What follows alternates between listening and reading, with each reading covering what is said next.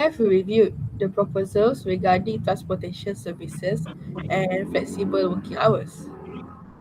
Thank you, Miss Alia. We are keen to hear your decision. I am willing to consider flexible working hours, but only under certain conditions. Certain condition, could you explain what they are? Okay, so the first one is flexible hour will only apply to departments where work performance can be clearly measured.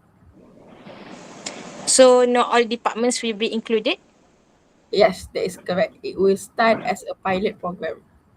Oh, in that case, we are willing to accept flexible hours on a trial basis. The second one is as for the transportation services, I am afraid we are unable to approve company transport at this time. Unable to approve. May I ask what the main reason is? The main reason is budget constraints. It's the main reason at the moment. Okay, I understand the situation. Would a transportation allowance be possible instead? At this stage, I am afraid we have to reject that proposal as well. I see. Although it is disappointing, we understand the company position.